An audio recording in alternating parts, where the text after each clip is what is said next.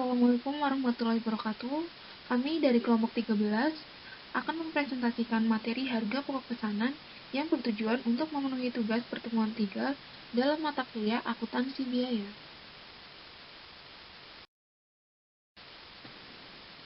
Sebelumnya, perkenalkan kami adalah mahasiswa manajemen semester 3, kelas manajemen 3, kelompok 13 dari Universitas Wijaya Kusuma Purwokerto. Saya sendiri, Fatul Muftia dengan MPN 2031011059. Kemudian ada Wahyu Tegar Prasetyo dengan MPN 20310110110520 dan Nurul Mugyarti dengan MPN 203101100522. Berikut adalah contoh soal dan pembahasan materi tentang harga pokok pesanan. Contoh soal harga pokok pesanan proses lebih dari satu departemen. PT Lancar Jaya memproduksi barang atas dasar pesanan, di mana pengelola produknya melalui 3 departemen produksi, yaitu Departemen A, B, dan C. Barang yang dihasilkan oleh Departemen A akan diproses di Departemen B, dan barang yang dihasilkan di Departemen B akan diolah lebih lanjut di Departemen C. Berikut data pesanan dan biaya produksi selama bulan Agustus 2007. Pertama, pada bulan ini perusahaan menerima 3 jenis pesanan, yaitu PX, PY, dan PZ. PX memesan 2.500 unit dengan harga 12.000 per unit.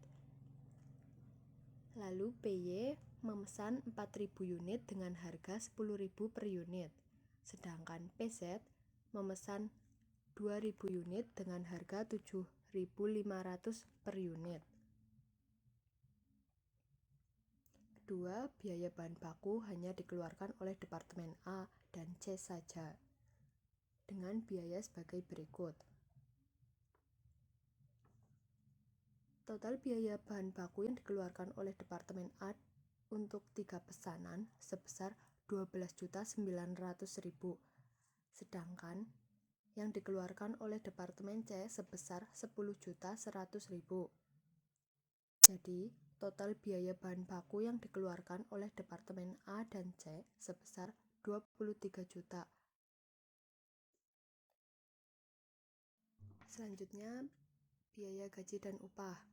Total biaya gaji dan upah untuk 3 pesanan di Departemen A sebesar 7.800.000 dan di Departemen B sebesar 5.300.000.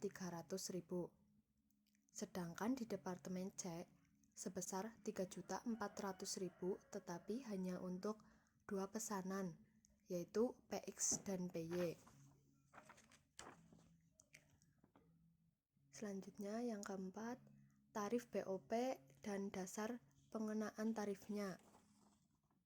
Di Departemen A dan B, dasar pengenaannya yaitu jam kerja langsung dengan tarif 480 per CKL untuk Departemen A dan 750 per CKL untuk Departemen B. Sedangkan Departemen C, dasar pengenaannya yaitu upah kerja langsung dengan tarif 60% dari upah langsung yang diberikan. Lalu jam kerja langsung yang digunakan oleh masing-masing pesanan dapat dilihat di tabel paling bawah. Selanjutnya, biaya overhead pabrik yang sesungguhnya terjadi yaitu ada biaya depresiasi gedung sebesar 3.500.000,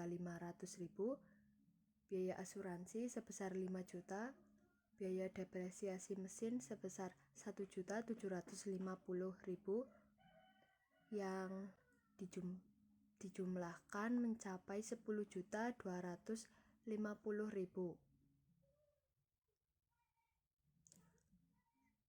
Lalu selanjutnya pesanan PX dan PY sudah selesai dan diserahkan kepada pemesannya. Sedangkan pesanan PZ sudah dipindahkan ke Departemen C tetapi belum mulai untuk dikerjakan. Dari soal tersebut kita diminta untuk membuat jurnal yang diperlukan. Langsung saja kita langsung membahas jawaban dan membahas soal dari materi di atas ya.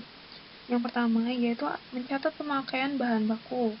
Pemakaian bahan baku di kredit terdapat BDP, di mana BDP itu adalah barang dalam proses. Yang dipakai itu hanya Departemen A dan Departemen C. Departemen A sebesar 12.900.000 dan Departemen C sebesar 10.100.000. Kemudian di kredit ada persediaan bahan baku sebesar 23 juta. Kemudian selanjutnya ada jurnal mencatat pemakaian gaji dan upah.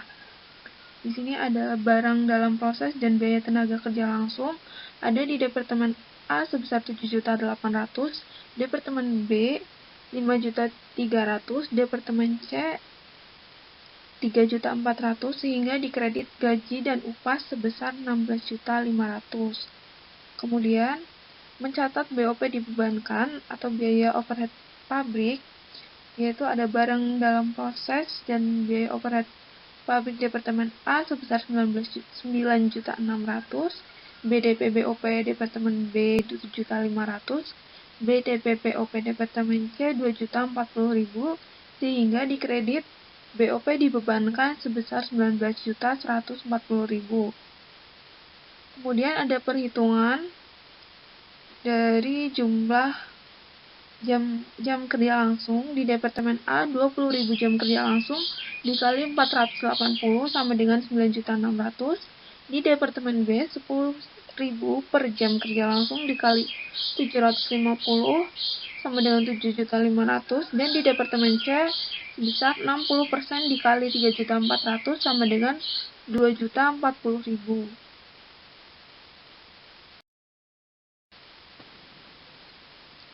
Yang selanjutnya ada jurnal mencatat biaya overhead pabrik yang sesungguhnya.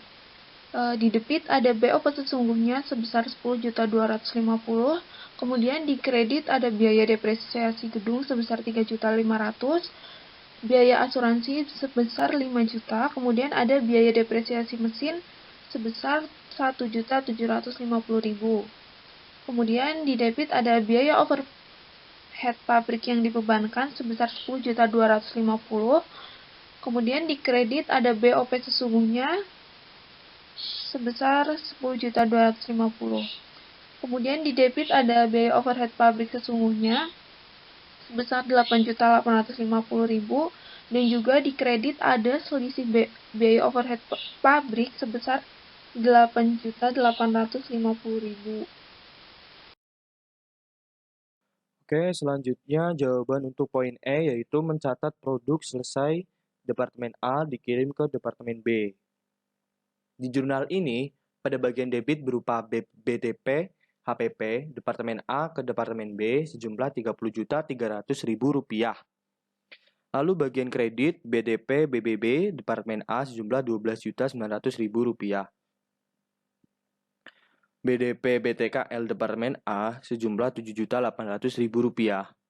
BDP BOP Departemen A sejumlah Rp9.600.000. Lalu untuk selanjutnya langkah awal untuk jawaban di tabel tersebut atau di bawah itu kita harus mencari BBB, BTKL dan BOP-nya terlebih dahulu. Yang pertama dari BBB ya. Dari BBB itu ada dari PX, PY, PZ dan setelah itu total. Ini berasal dari tabel biaya bahan baku di soal poin B. Lalu untuk BTKL, ini berasal dari tabel biaya gaji dan upah di soal poin C pada Departemen A. Lalu untuk BOP, berasal dari tabel tarif BOP di poin D soal kolom Departemen A. Lalu untuk cara menghitung pada kolom BOP atau biaya overhead pabrik bagian PX itu, yang BOP, itu 7.500 JKL atau jam kerja langsung dikali tarif sebesar 480 per JKL. Sehingga totalnya Rp3.600.000. Lalu untuk PY-nya, BOP 8.500 dikali 480 per JKL. Sehingga totalnya Rp4.080.000 dan seterusnya. Maka dituliskan BDP HPP Departemen A ke Departemen B dan seterusnya. Selanjutnya untuk poin F, yaitu mencatat produk selesai Departemen B dikirim ke Departemen C. Di jurnal ini pada bagian debit berupa BDP HPP Departemen B ke Departemen C sejumlah Rp43.100.000. Lalu bagian kreditnya BDP HP Departemen B ke Departemen C sejumlah Rp30.300.000. BDP BTKL Departemen B sejumlah Rp5.300.000. BDP BOP Departemen B Rp7.500.000. Ya, selanjutnya langkah awal untuk jawaban di tabel poin F tersebut. Untuk tabel di poin F tersebut, kita harus mencari BBB, BTKL, dan BOP-nya terlebih dahulu. Untuk yang pertama yaitu BBB. PX, PY, dan PZ-nya itu berasal dari total produk selesai Departemen A ke Departemen B. Untuk BTKL-nya berasal dari tabel biaya gaji dan upah di soal poin C kolom Departemen B. Dan BOP ini berasal dari tabel tarif BOP di soal poin D kolom Departemen B.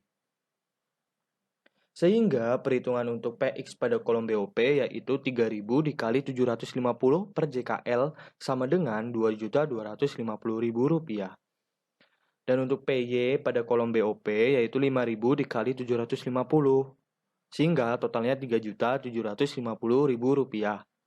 Dan untuk PZ-nya 2.000 dikali 750 sama dengan Rp1.500.000.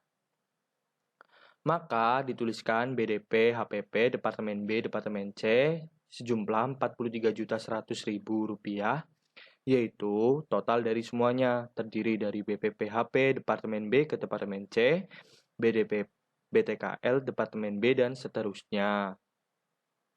Lalu selanjutnya jawaban untuk poin G, yaitu mencatat produk selesai Departemen C dikirim ke gudang. Di jurnal ini pada bagian debit berupa persediaan produk selesai sejumlah Rp44.820.000.